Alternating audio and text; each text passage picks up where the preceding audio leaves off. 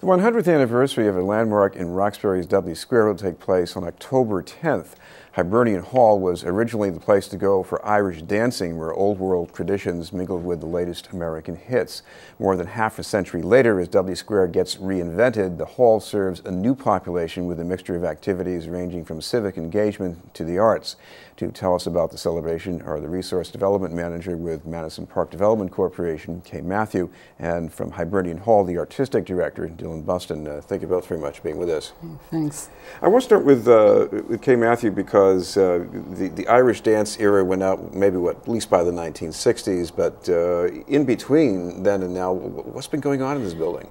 Well, since the Irish dance era went out, the building was used for a job training center. It was actually a national project, and the site in Boston was at Hibernian Hall. It was a variety of job training available to community members, including auto mechanics, secretarial, an array of job training. In our research, when we were looking into how to celebrate Hibernian Hall, we put a call out to members of the community who were affiliated with OIC in some way, and we interviewed with several people who were trained there, and also instructors as well. It was a really interesting history. I think it was operating through the 70s and into the 80s. Don't talk about the space itself, because where some people here just see this oversized room with nothing going on, I guess you were among the people who saw a lot of potential. Yes, I mean, it was designed as a ballroom and still makes an excellent ballroom, although we do theater and concerts and documentary films and contemporary dance. But it was meant to be a ballroom. And Kay, as far as the kinds of things that would fill that ballroom, I guess you have a niche here, you want to have something going in there that you wouldn't find someplace else and yet would still draw people. So what kinds of things we've been talking about? Well, right now, I think over the past 3 or 4 years, we've developed a really high-quality performing arts series. So we're looking at music, dance, theater that is we present local artists, emerging artists, often artists of color and arts ensembles of color. And we're looking at a community right there in Dudley Square in Lower Roxbury, but then we expand out to really the greater Boston area as our audience. It's a variety of disciplines and a variety of groups who perform there. And we have a performing arts series that goes throughout the year. Dillon, there are performers who might come in there because they can tap revenue some way, whether it's directly from an audience or some other funding source. But I guess you do need a base arts organization, so that's where Hibernian Hall comes in and why we're having this fundraiser. So what's the importance of this base organization, keeping things going there?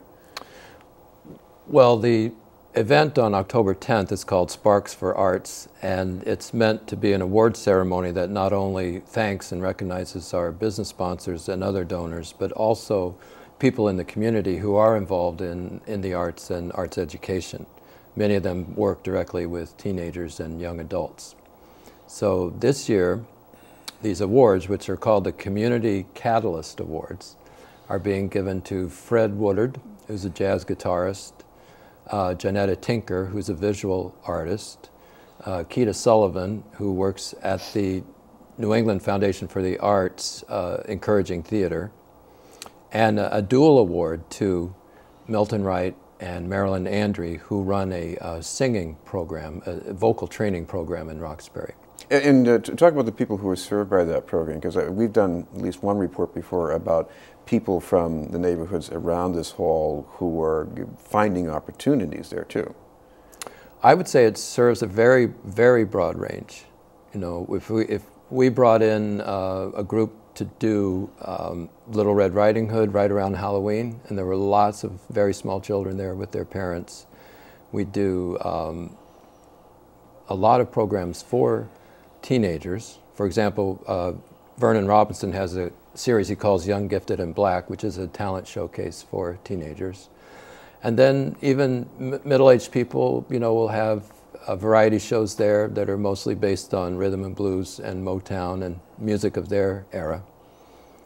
Okay, the other thing that comes into play here is your group has to be concerned with Dudley Square as a whole, serving the community better, having more economic growth. So how does the hall and its revival fit into that? Right. That was how Hibernian Hall got started in the late 90s. The thinking among Madison Park Development Corporation was that there needed to be an additional department, an additional arm to work towards the economic revitalization of the Dudley Square area. And so Hibernian Hall was envisioned as the cultural economic kind of arm that would help generate increased economic revitalization. It would help bring people to the Dudley Square area at night. It would be a destination for people to come to and hopefully spend their money. I know one of the other things you've been doing is you've been rummaging and finding some interesting old photos. Yeah. And I know we have one from the exterior of the building, which looks a lot like what's there right now in a way. Oh, it's been spiffed up a bit, I'm sure. Right. Right.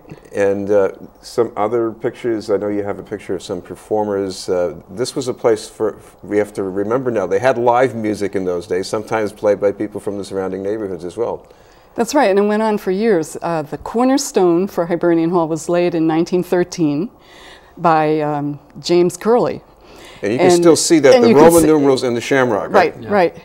And from then on, it served as the social club, but also the music hall for so many generations of Irish immigrants. And it was live music up through the 50s, up until it changed, up until it became something other than an Irish music hall. So Dillon, we'll hear some music at the fundraiser?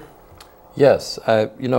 Even while the Irish organization, the Ancient Order of Hibernian, still controlled the building in the 50s, they were hiring acts like James Brown and the Famous Flames and Wilson Pickett to serve the changing population in the neighborhood.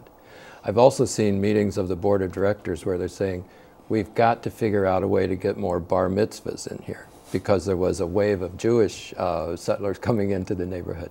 So we're going to try to represent the different generations at the event Sparks for Arts on October 10th. We'll have some Irish tunes from the early period, Irish tunes from the 40s and 50s, and we will have a James Brown impersonator doing the songs that James Brown did there in 1958. And his name is Troy Williams, but his stage name is JB Jr. Also, as a special treat, we're going to have an Irish dance troupe, the Mary Heavey Academy of Dance. Coincidentally, she had already choreographed and written a script for the days in the 40s when her parents met at Hibernian Hall. And so those dancers are going to reenact that. We're going to have some comments on the history of the hall by Michael Quinlan. And we are going to give a special Community Catalyst Award to Larry Reynolds, who was one of the leaders of the Irish traditional music movement in Boston, who played at the hall from the 50s onward. And he passed away a year ago, October of last year.